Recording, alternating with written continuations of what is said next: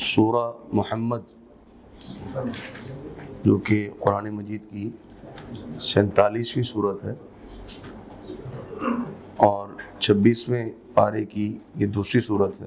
اس کا نام محمد رکھا گیا کیونکہ اس صورت کے اندر اللہ رب العالمین نے لفظ محمد ذکر کیا ہے۔ اگرچہ اور بھی کئی صورتوں میں، جیسے کہ اس کے بعد جو صورت آ رہی ہے سورۃ الفتح، اس میں بھی لفظ محمد ذکر ہے، اور اسی طرح اور بھی چند ایک صورتیں ہیں جس میں لفظ محمد صلی اللہ علیہ وسلم ذکر ہے، لیکن یہ واحد صورت ہے جو آپ صلی اللہ علیہ وسلم کے نام پر رکھی گئی۔ قرآن مجید میں کئی صورتیں ہیں جو انبیاء کے ناموں پر ہیں، جیسے سورہ ابراہیم ہے، سورہ یونس ہے، اسی طرح سورہ یوسف ہے، لیکن جتنی بھی صورتیں انبیاء علیہم السلام کے نام پر ہیں وہ سب مکہ میں نازل ہوئی ہیں، مکی صورتیں ہیں۔ یہ واحد صورت ہے جو نبی کے نام پر ہے، محمد صلی اللہ علیہ وسلم کے نام پر، لیکن یہ مکہ میں نہیں بلکہ مدینہ میں نازل ہوئی۔ یہ صورت مدنی صورت ہے، اور مکی صورتیں کون سی ہوتی ہیں، مدنی کون سی ہوتی ہیں، اس پر گزشتہ درس میں تفصیل سے میں عرض کر چکا ہوں۔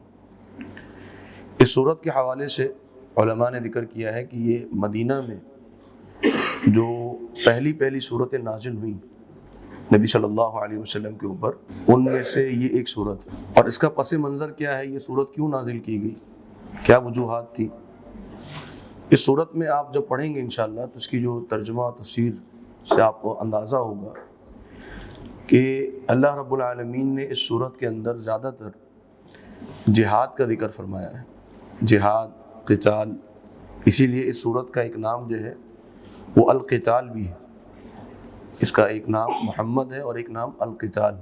وجہ اس کی یہ ہے کہ نبی صلی اللہ علیہ وسلم جب مدینہ تشریف لے گئے تو وہاں مکہ میں تھے تو ایک دشمن تھا، یعنی قریش مکہ، مشرکین مکہ، لیکن جب مدینہ تشریف لے گئے تو وہاں پر پھر ایک کے بجائے 3 دشمن ہو گئے۔ ایک تو قریش مکہ جو پہلے سے تھے، پھر ایک جو ہے یہود مدینہ کے، جو یہودی مدینہ میں آباد تھے، وہ بھی دشمن ہو گئے۔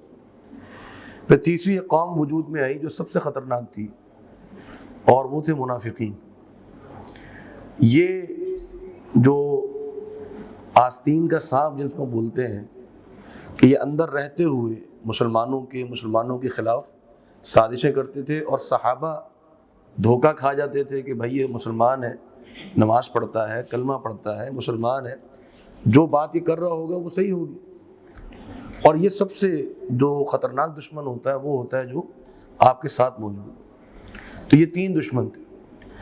اللہ رب العالمین نے ان تینوں کا تذکرہ اس صورت کے اندر فرمایا۔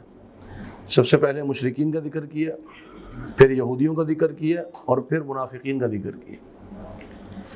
تو ان تینوں کے حوالے سے اللہ کے رسول صلی اللہ علیہ وسلم کو تعلیمات دی گئیں اور مسلمانوں کو تسلی دی گئی۔ تسلی کس حوالے سے؟ کہ اگر تم ایمان پر، اسلام پر قائم رہو اور اللہ رب العالمین کے احکامات پر تم کاربند رہو، عمل کرتے رہو، تو یہ جتنے بھی تمہارے دشمن ہیں یہ تمہارا کچھ نہیں بگاڑ سکتے۔ جیسے ہم کہتے ہیں نا کہ آج ریاست مدینہ یا پاکستان اسلامی ریاست ہے، تو اب اس ریاست کو مضبوط بنانے کی پالیسی کیا ہونی چاہیے، طریقہ کار کیا ہونا چاہیے؟ جو ہمارے دنیا دار طبقہ ہے اس کی نظر میں اور قسم کی پالیسیاں ہیں۔ تو آپ یوں سمجھ لیں کہ اللہ رب العالمین نے یہ پالیسی ساز صورت نازل فرمائی ہے کہ تمہاری ریاست کی، تمہاری پالیسیاں، تمہارے قوانین، تمہارے آئین، تمہاری نظر میں مقصد اور منہج کیا ہونا چاہیے۔ تو اس کو اسی تناظر میں ہم پڑھنے کی اور سمجھنے کی انشاءاللہ کوشش کرتے ہیں۔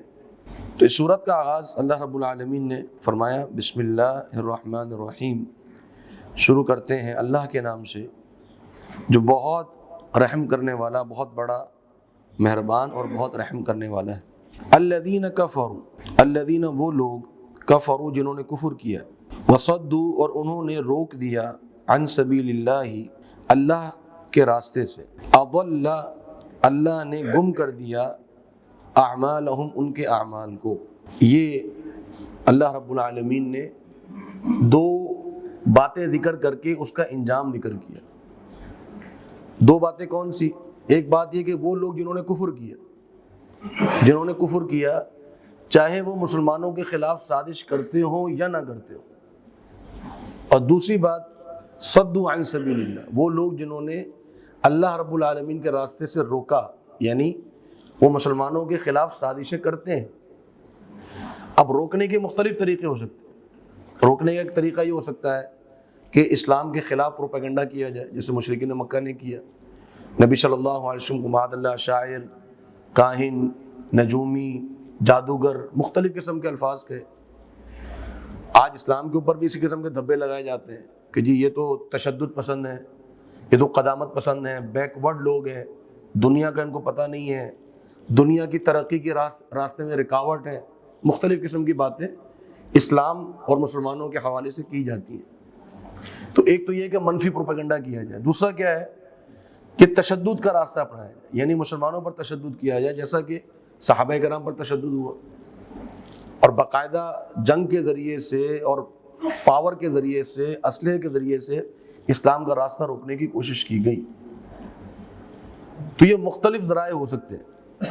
آج بھی یہ ذرائع نبی صلی اللہ علیہ وسلم کے زمانے سے لے کر آج تک یہ ذرائع، یہ طریقے استعمال ہوتے رہے، آج بھی استعمال ہو رہے ہیں۔ منفی پروپیگنڈا بھی ہے اور اس مسلمانوں کے خلاف جبری تشدد بھی ہے، بلکہ آج تو حالت یہ پہنچ چکی ہے معاذ اللہ، اللہ رب العالمین ہمارے جو با اختیار لوگ ہیں ان کو ہدایت نصیب کرے، کہ مسلمانوں کے خلاف، مساجد کے خلاف، علماء کے خلاف، مدارس کے خلاف باقاعدہ مہم چل رہی ہے اور ان کو روکنے کی کوششیں کی جا رہی ہیں، ان پہ پابندیاں لگانے کی کوشش کی جا رہی ہیں، چاہے وجوہات کچھ بھی ہو۔ تو یہ دونوں چیزیں ہیں۔ اب یہ دونوں چیزوں کا انجام کیا ہے؟ اللہ رب العالمین نے آیت کے آخر میں ذکر کیا، وَمَا أَضَلَّ أَعْمَالَهُمْ، اللہ نے ان کی کاوشوں کو، ان کی کوششوں کو گم کر دیا، یعنی ان کا کوئی نتیجہ نہیں نکلے گا۔ یہ میری اور آپ کے لیے تسلی کی بات۔ اعمالہم، اللہ نے ان کے اعمال کو گم کر دیا۔ اعمال سے کیا مراد؟ دو اعمال علماء نے ذکر کیے، ایک یہ کہ ان کے وہ اعمال جو نیکی شمار ہوتے ہیں، یعنی وہ مثال کے طور پہ یتیموں کی کفالت کرتے ہیں، وہ غریبوں کی رکھوالی کرتے ہیں، ان کو کھانا کھلاتے ہیں، ادویات کا بندوبست کرتے ہیں، میڈیکل ہے، مختلف شعبے ہیں۔ اور یہ آپ اور ہم اچھی طرح جانتے ہیں کہ آج کل بہت سی NGOs ہیں جو نان مسلم چلا رہے ہیں پوری دنیا کے اندر۔ ایک بڑا یعنی ان کا ایک شعر ہے اس حوالے سے کہ وہ یعنی افریقہ میں چلے جائیں، آپ اور ممالک میں چلے جائیں تو نان مسلم جو ہیں، جو غیر مسلم ہیں، وہ بڑی بڑی NGOs چلا رہے ہیں۔ تو کیا ان کے یہ جو نیک اعمال ہیں یہ اللہ رب العالمین اس کو قبول فرمائے گا؟ نہیں فرمائے گا۔ کیوں نہیں فرمائے گا؟ یہ عموماً ہمارے یہاں جب بھی کوئی بڑا فوت ہوتا ہے نا تو یہ شوشہ چھوڑ دیا جاتا ہے کہ جی یہ تو بڑا نیک آدمی تھا، اس نے تو بڑے لوگوں کی کفالت کی ہے، اس کو کیوں نہیں ہم لوگ جو جنتی مان لیتے۔ بھئی بات یہ ہے کہ جس بندے نے وہ عمل اللہ کے لیے کیا ہی نہیں ہے تو ہم یہ کیسے جو ہے اس کو ثابت کر دیں کہ جی اللہ اس کو قبول کر لے گا؟ جو عمل اللہ کی رضا کی نیت سے اس نے کیا ہی نہیں۔ آج بل گیٹس ہے، بہت بڑے اس کی NGO ہے، وہ اربوں ڈالر اس کے فنڈز ہیں، بہت سی چیزوں پہ خرچ ہو رہے ہیں، اگرچہ اس کے حوالے سے مختلف باتیں اور بھی ہم نے سنی ہیں کہ وہ دنیا کے خلاف یا اسلام کے خلاف جو ایک معاملات ہیں، لیکن بہرحال بہت بڑی NGO ہے۔ آپ ہندوؤں کی طرف چلے جائیں، عیسائیوں کی طرف چلے جائیں، مشنریز کام کر رہی ہوتی ہیں۔ تو کیا یہ لوگ اللہ رب العالمین کی رضا کے لیے کام کر رہے ہیں؟ نہیں، بلکہ آج تو ہمارے مسلمانوں کو یہ سکھایا جاتا ہے کہ بھئی انسانیت کے نام پر کام کرو، ہیومینٹی، انسانیت۔ بھئی انسانیت کیا ہوتی ہے؟ انسانیت بعد میں ہے، اللہ رب العالمین کی رضا پہلے ہے۔ نبی صلی اللہ علیہ وسلم کے زمانے سے قبل ایک شخص تھا، عبداللہ بن جدعان اس کا نام تھا۔ ہم نے تو حاتم طائی کا نام سنا ہو۔ حاتم طائی اتنا بڑا سخی نہیں تھا عرب میں، جس طرح ہمارے ہاں حاتم طائی معروف ہے، ان کے زمانے میں ابن جدعان مشہور تھا۔ تو سیدہ عائشہ نے نبی صلی اللہ علیہ وسلم سے پوچھا، اللہ کے رسول صلی اللہ علیہ وسلم ابن جدعان کا کیا بنے گا؟ وہ بیواؤں کی کفالت کرتا تھا، یتیموں کی کفالت کرتا تھا، مہمان نواز تھا، غریبوں پہ بڑا خرچ کرتا تھا، اس کے گھر کے دروازے جو ہے وہ پورا دن مساکین کے لیے، غرباء کے لیے کھلے رہتے تھے، اس کا کیا بنے گا؟ نبی صلی اللہ علیہ وسلم نے ایک بات ارشاد فرمائی، فرمایا عائشہ اس نے زندگی میں کبھی بھی ایک دفعہ بھی یہ نہیں کہا استغفر اللہ۔ کیا مانا کہ وہ اللہ کو مانتے ہی نہیں تھا، اللہ رب العالمین کی نیت سے اس نے یہ کام کیے ہی نہیں تھے، تو تم اور میں کون ہوتے ہیں کہ اس کو یہ ثابت کریں کہ اللہ رب العالمین اس کی بخشش کر دے گا؟ نہیں۔ تو لہذا انہوں نے انسانیت کے لیے کام کیا، انسانوں سے ان کو رضا اور انسانوں سے ان کو جزا ملے گی۔ جو اللہ رب العالمین کے سے جزا حاصل کرنا چاہے اس کا عمل کس کے لیے ہونا چاہیے؟ اللہ کے لیے۔ یطعمون الطعام علی حبہ مسکینا ویتیما واسیرا انما نطعمکم لوجہ اللہ، کھانا کھلاتے ہیں غریبوں کو، مسکینوں کو، قیدیوں کو، اور کہتے ہیں کہ ہم تمہیں کھانا کیوں کھلاتے ہیں؟ انسانیت کے لیے نہیں، لوجہ اللہ، اللہ کے لیے۔ لا نرید منکم جزاء ولا شکورا، تم سے ہمیں کوئی بدلہ نہیں چاہیے۔ تو اب اللہ رب العالمین ایسے لوگوں کے اعمال کو، جو نیک اعمال ہوں گے، ان کو ضائع کر دے گا۔ دوسرا معنی جو علماء نے کیا وہ یہ کہ جو ان کی سازشیں ہیں اللہ رب العالمین ان کو ختم کر دے گا۔ مشرکین مکہ نے سازشیں کی، یہودیوں نے کی، آج بھی کر رہے ہیں اسلام کے خلاف، اللہ رب العالمین ان تمام سازشوں کو ختم فرما دے گا۔ لہذا ہمیں مرعوب ہونے کی ضرورت نہیں ہے۔ آج کل بہت سے لوگ مرعوب ہو جاتے ہیں، جی یہ کووڈ جو ہے یہ تو یہودیوں کی سازش ہے، یہ ویکسینیشن جو ہے تو یہودیوں کی سازش ہے، یہ جو آج کل معیشت چل رہی ہے اور یہ جو اکانومی ہے، اقتصاد ہے، یہ تو یہودیوں کے ہاتھ میں ہے، ترقی پر تو وہ ہے، ٹیکنالوجی تو ان کے پاس ہے، تو ہم کیا مرعوب ہو جائیں؟ نہیں، یہ سب چیزیں ہر زمانے میں کافروں کے پاس رہی ہیں، اللہ رب العالمین نے فتح اسلام کو نصیب فرمائی۔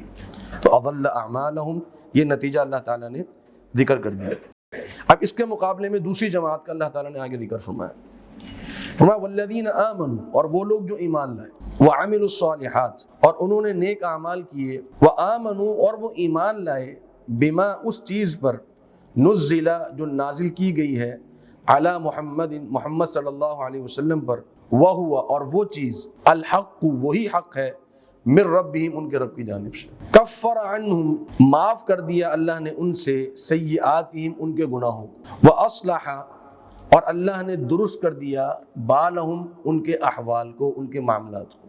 اب دو چیزیں اللہ رب العالمین نے ذکر فرمائی، اسی طرح جس طرح پیچھے دو چیزیں ذکر کی تھیں اور ان کا ایک نتیجہ ذکر کیا، یہاں دو چیزیں ذکر فرمائی اور ان کے دو نتائج ذکر کیے۔ دو چیزیں کیا ذکر فرمائی؟ فرمایا ایمان اور عمل صالح۔ جو ایمان لایا اور عمل صالح کیے، صرف ایمان کافی نہیں ہے، ہم مسلمان ہو جائیں، نام اسلامی رکھ لیں اور کام ہمارا مسلمانوں والا نہ ہو، کافی نہیں۔ اور یہ بات ثابت کر دیتی ہے اس چیز کو کہ آج ہمارے زوال کی وجہ کیا ہے؟ ایمان ہے، عمل صالح نہیں۔ اور جب عمل صالح نہ ہو تو ایمان بھی کم ہوتا چلا جاتا ہے، ایمان بھی کمزور ہوتا چلا جاتا ہے۔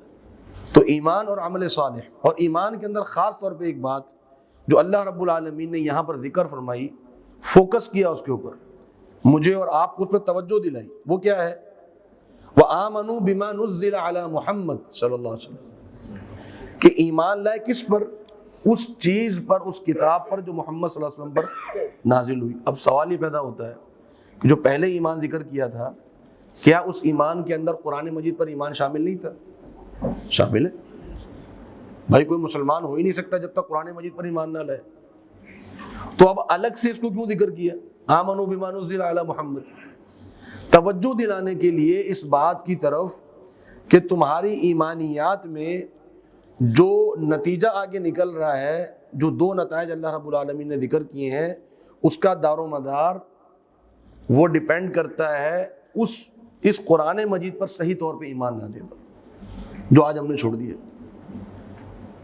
کیونکہ پریکٹیکل بک تو اللہ تعالیٰ نے ہمیں قرآن مجید دی ہے نا، ہم فرشتوں پر ایمان لے آئے، ہم اللہ پر ایمان لے آئے، ہم جنت اور جہنم پر ایمان لے آئے، لیکن پریکٹیکل میں ہم نے کیا کرنا ہے؟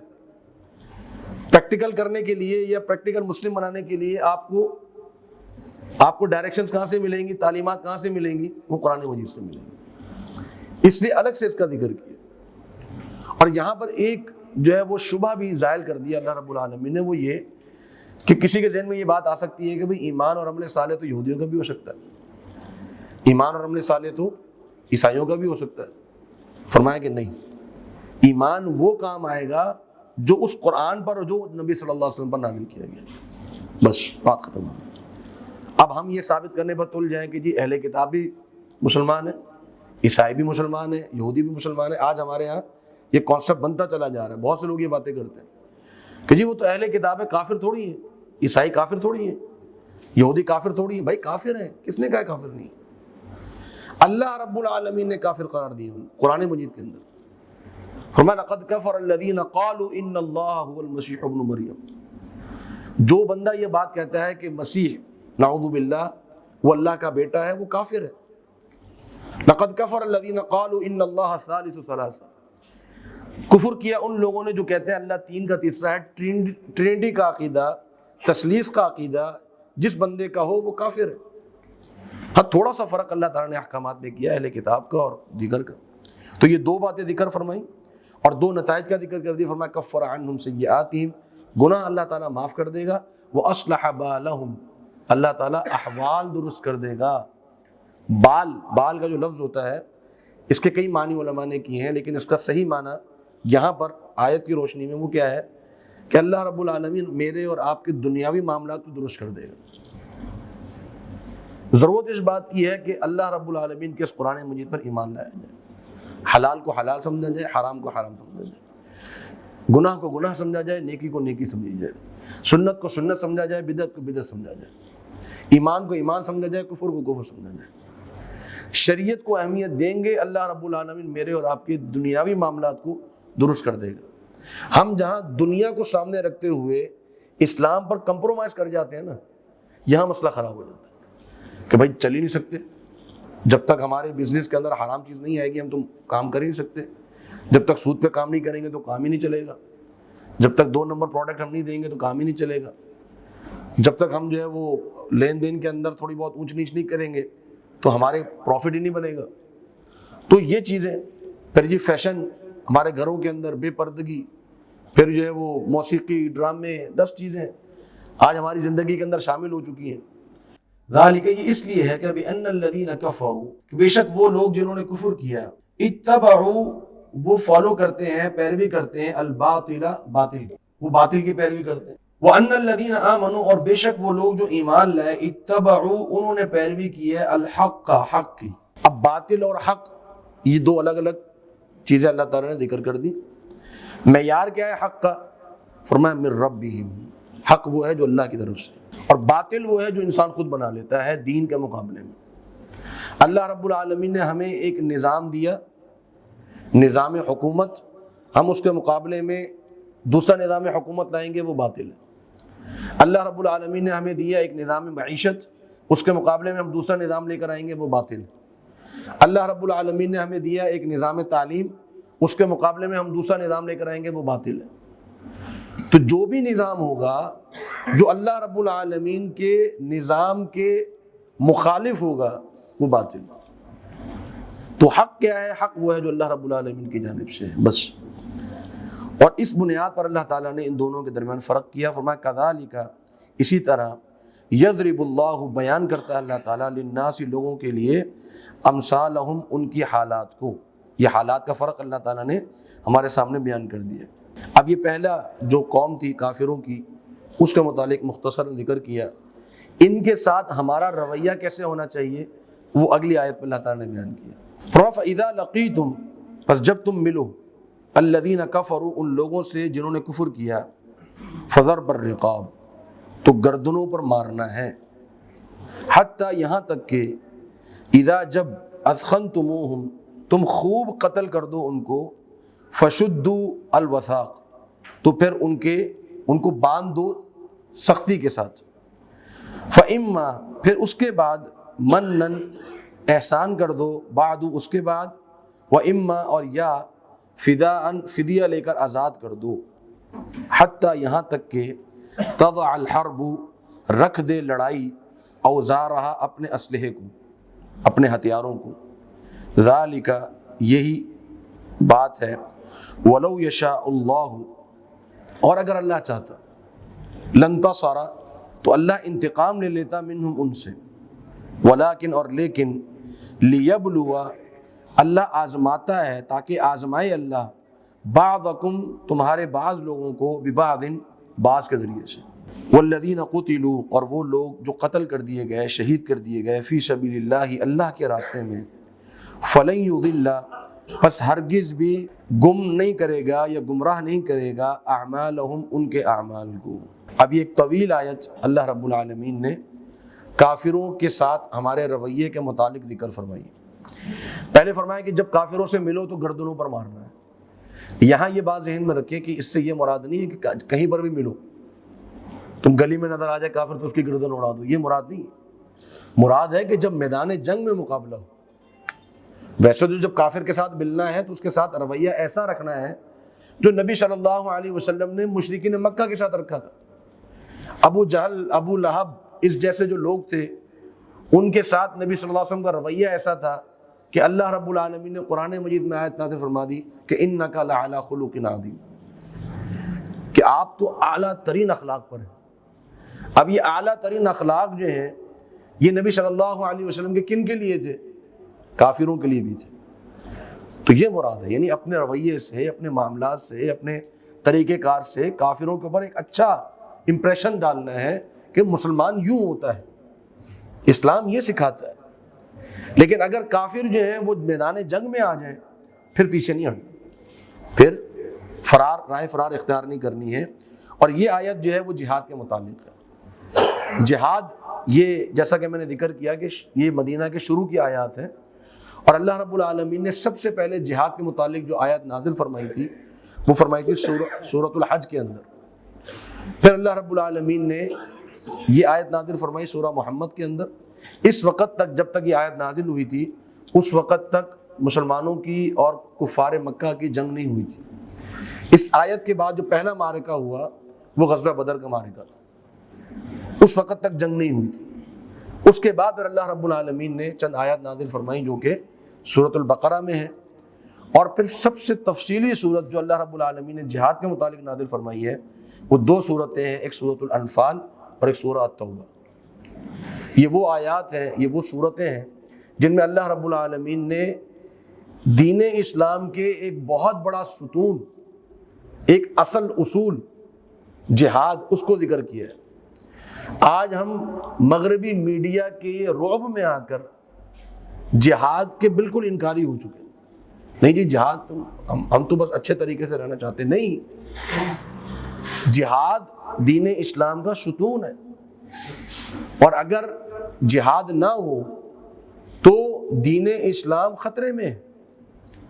اور جہاد ایک ایسا معاملہ ہے جو نبی صلی اللہ علیہ وسلم کے زمانے سے لے کر الجہاد ماض الی یوم القیامہ، قیامت تک جہاد ہوگا۔ جہاد قیامت سے پہلے تو جہاد کے وہ معرکے ہونے ہیں کہ میرے اور آپ کا تصور وہاں تک نہیں پہنچ سکتا، جو بڑے بڑے ایک میدان جنگ، ابھی میدان میں معرکے ہونے،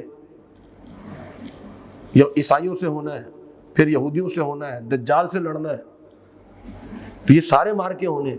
اور یہ کنہوں نے لڑنے ہیں؟ یہ مسلمانوں نے لڑنا ہے۔ تو جہاد کو نبی صلی اللہ علیہ وسلم کے دور میں نہیں تھا، یا خلافت کے دور میں نہیں تھا، جہاد چلتا رہے گا۔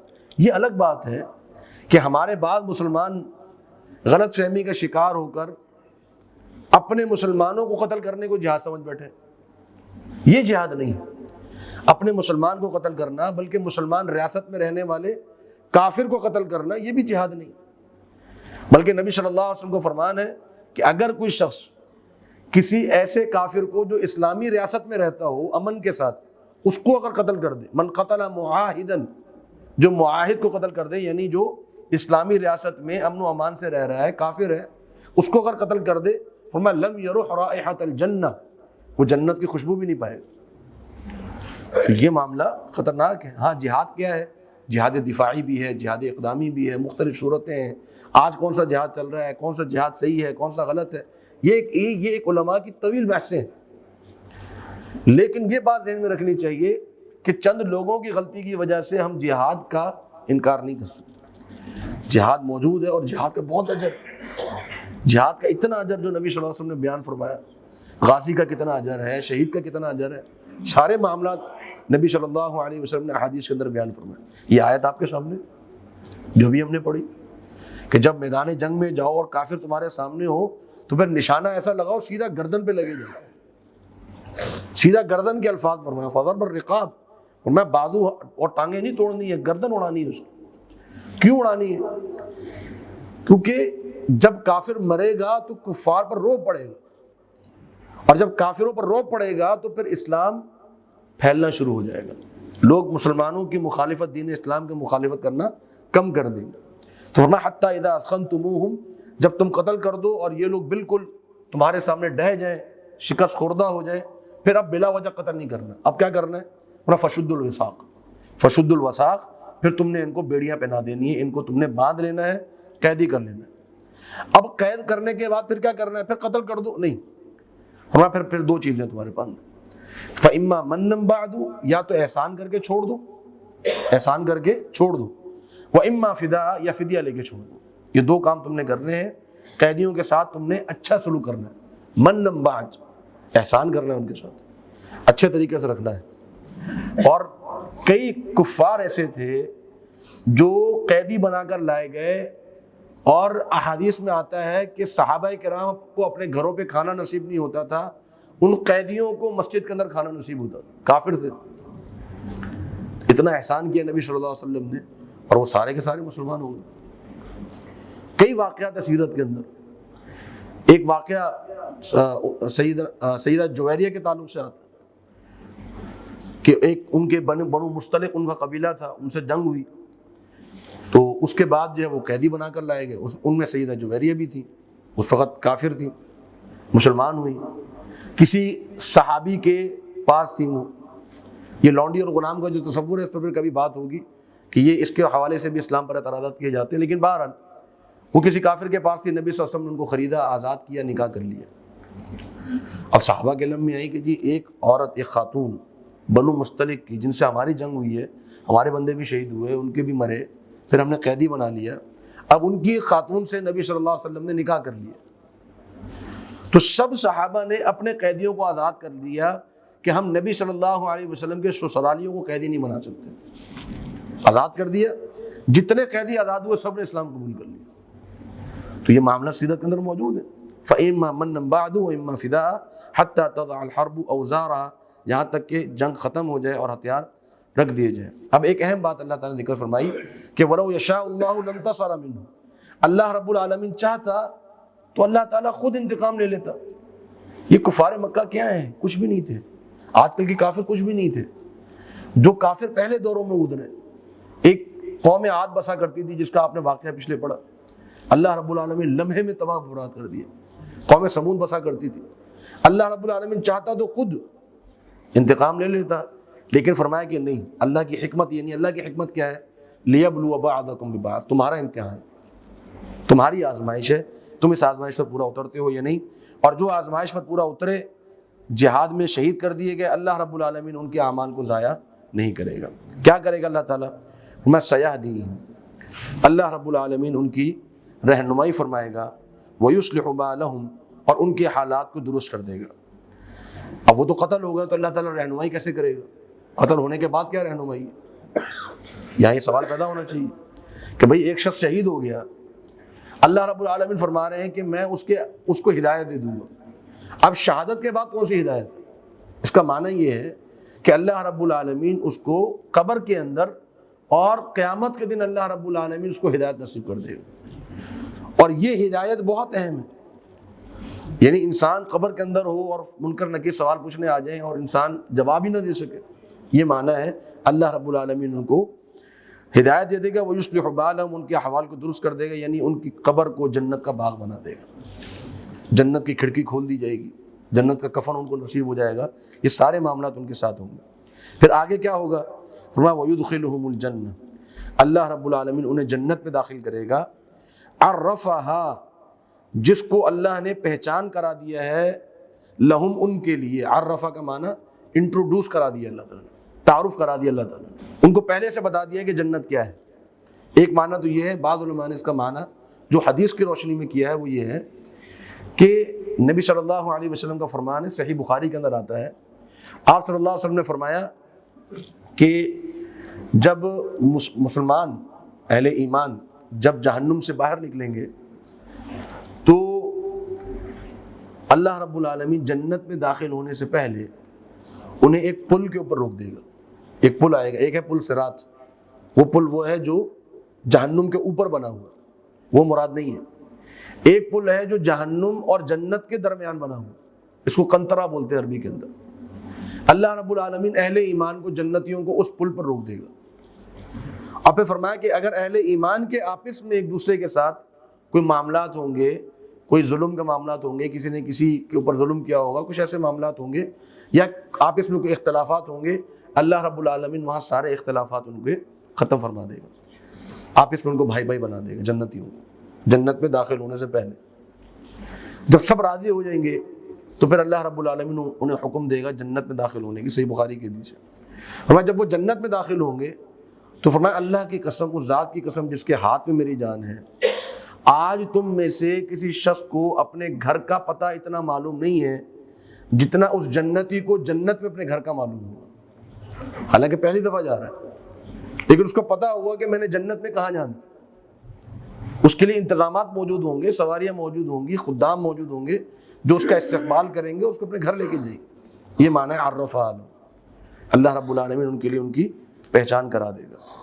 آگے فرمایا کہ یا ایھا الذین آمنوا, اے ایمان والو, ان تنصروا اللہ, اگر تم اللہ رب العالمین کی مدد کرو گے, ینصرکم, اللہ تعالیٰ تمہاری مدد کرے گا, ویثبت, اور اللہ رب العالمین جما دے گا اقدامکم, تمہارے قدموں کو.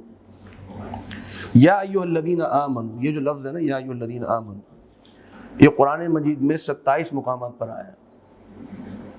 اور اللہ رب العالمین جب یا ایھا الذین آمنوا کہے تو وہ براہ راست خطاب ہے مجھ سے اور آپ سے. عبداللہ بن مسعود رضی اللہ عنہ فرماتے ہیں کہ جب اللہ تعالیٰ کہے نا یا ایھا الذین آمنوا تو کان کھول لیا کرو فوراً, کیونکہ ایسا حکم آنے والا ہے جو سب لوگوں سے ہٹ کر خاص ہمارے لیے. تو فرمایا کہ یا ایھا الذین آمنوا, اے ایمان والو, ایک چیز ذہن میں رکھ لو, ان تنصروا اللہ ینصرکم, اگر تم اللہ کی مدد کرو گے تو اللہ تمہاری مدد کرے گا. گھر پہ بیٹھے بیٹھے اور تم تمنائیں رکھ لو کہ جی اسلام کو عروج حاصل ہو جائے اور اسلام پوری دنیا میں پھیل جائے اور سب لوگ مسلمان ہو جائیں, گناہ چھوڑ دیں, سود ختم ہو جائے اور یہ گناہ کے کام ختم ہو جائیں, یہ سارے معاملات ختم ہو جائیں, مسلمان ترقی یافتہ ہو جائیں, ایسا نہیں ہو سکتا. یہ کب ہوگا؟ ان تنصروا اللہ, اگر تم اللہ کی مدد کرو. اللہ کی مدد کرنے سے کیا معنی ہے؟ کیا اللہ رب العالمین کو مجھ جیسے اور ہمارے جیسے کمزور لوگوں کی مدد کی ضرورت ہے؟ نہیں. اس کا معنی یہ ہے کہ اگر تم اللہ کے دین کی مدد کرو گے, یعنی جب تم دین کے لیے کچھ کرو گے, کچھ باہر نکلو گے, کچھ محنت کرو گے تو نتیجہ ملے گا نا. گھر بیٹھے بیٹھے تھوڑی محنت نہ کرو, تمہیں گھر بیٹھے بیٹھے کوئی دکان پہ نہ جائے اور کاروبار نہ کرے, فیکٹری نہ کھولے تو اس کو پروفٹ تو نہیں ملے گا گھر بیٹھے بیٹھے. تو یہی معاملہ دین کا ہے.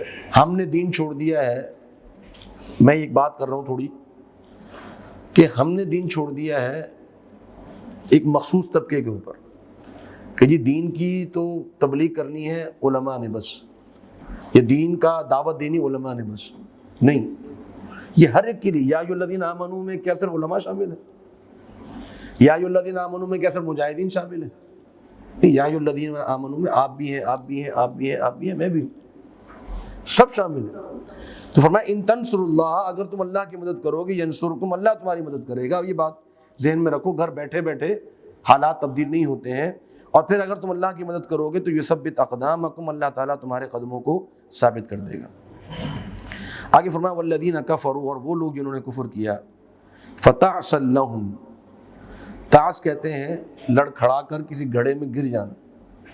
اس کا معنی فتعص لہم, وہ بار بار اٹھنے کی کوشش کریں گے, اللہ تعالیٰ انہیں بار بار گڑھے میں گرا دے گا. فتعص لہم, وہ گرتے رہیں گے گڑھے کے اندر.